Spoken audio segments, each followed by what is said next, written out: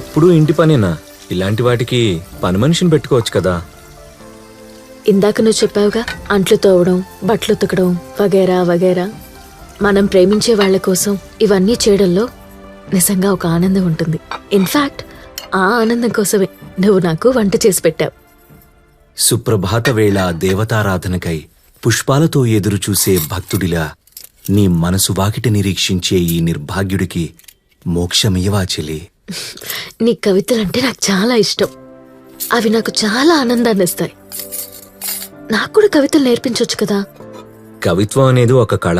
అది నేర్పిస్తే వచ్చేది కాదు, మనసులోంచి రావాలి. నాకు మనసులో ఉంది కానీ కవితగా బయటికి రావడం లేదు. నీ కళ్ళు చూస్తే ఏ కవికైనా అర్థమైపోతుంది నీ మనసు.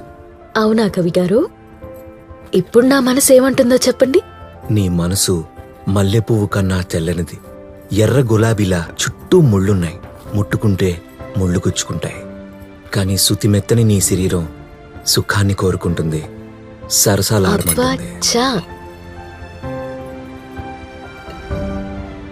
ఆకలేస్తే ఎవరినైనా అడుగుతాం, కానీ శరీరానికి కోరికలొస్తే ఎవరిని అడుగుతాం? కవిగారు ఏం చెప్పినా చివరాఖరికి శృంగారంతోనే ముడివేస్తారు. ఓకే, నీ మనసుకు నచ్చినవే మాట్లాడుకుందాం. సరే, నీకోసం ఐస్ క్రీం తెస్తాను, తింటూ మాట్లాడుకుందాం.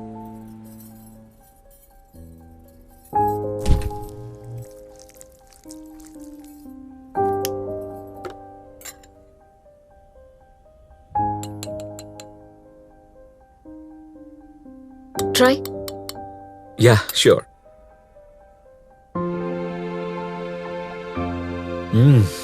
ఐస్ క్రీం చాలా బాగుంది. ఎక్కడి నుంచి తెచ్చారు? తెచ్చింది కాదు, నేను చేసింది. ఓ అవునా, టేస్ట్ చాలా బాగుంది. అయితే నువ్వు వంట కూడా చాలా బాగా చేస్తావు. అరేరే, నీ చేతి వంట మిస్ అయిపోయానే. ఏం మిస్ అవ్వలేదు. కాసేపాకి తినే వెళ్దు గాని. వద్దులే, ఎక్కువ తింటే పొట్టొస్తుంది. పొట్టుంటే పడుకోవడమే తప్ప ఇంకే పని చేయలేం. ఛ! I was just kidding.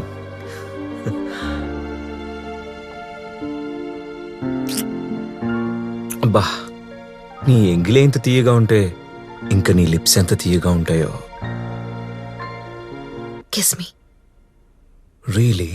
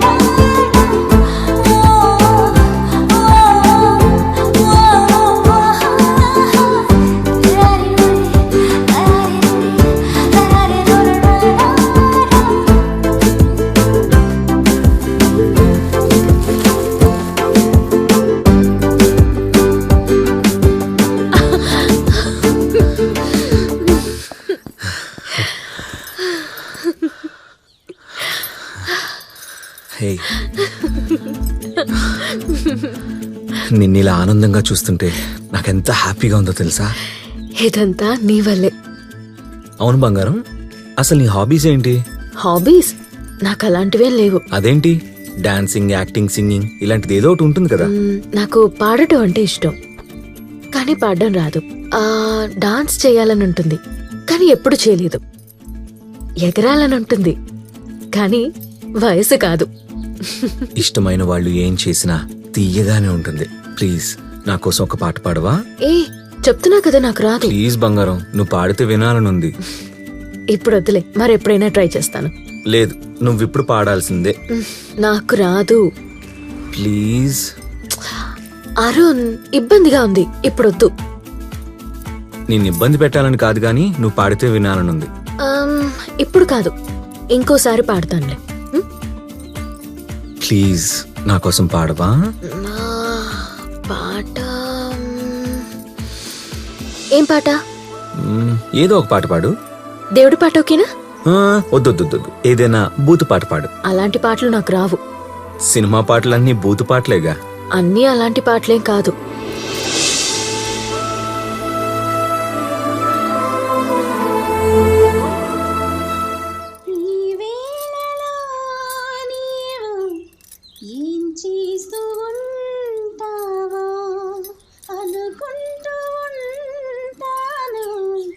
ప్రతి నిమిషము నేను నా గుండె చేజారిపోయింది నీ నీడగా నా వైపు రానంది దూరాన ఉంటానే ఈ మాయ చేసావా. వావ్, ఎంత బాగా పాడావు. థ్యాంక్స్. నిజం, ఐ స్వేర్, ఎక్స్ట్రాడినరీ వాయిస్. మరీ అంత బిస్కెట్ వేయకు. నా వాయిస్ ఎలా ఉంటుందో నాకు తెలుసు.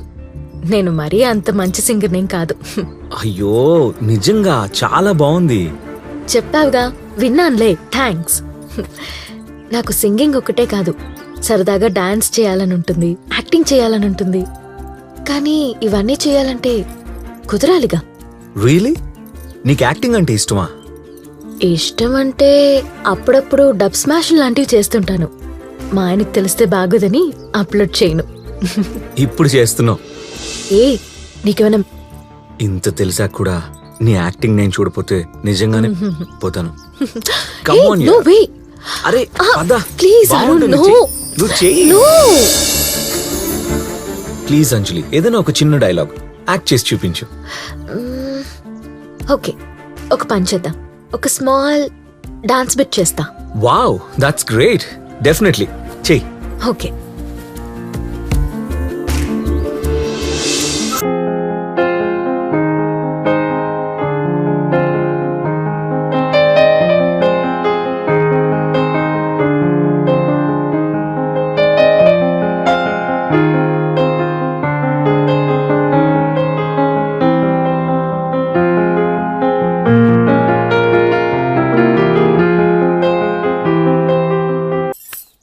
Hats off. Thank you.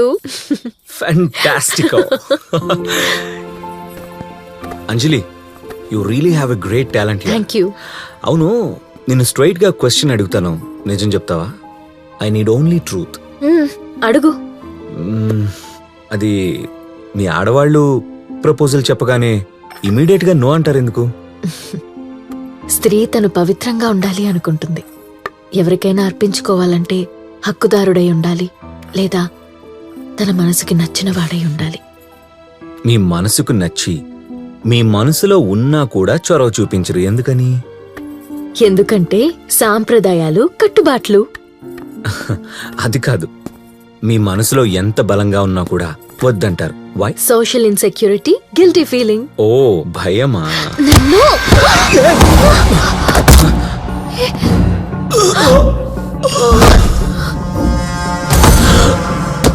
Arun! Arun! కొంతమంది పెళ్ళైన తర్వాత కూడా ప్రేమలో పడ్డట్టు భావిస్తారు, కానీ అదే వాళ్ళని మానసికంగా కాల్చేస్తుంది. ఇలాంటి అరుణ్! అరుణ్! అరుణ్! అరుణ్!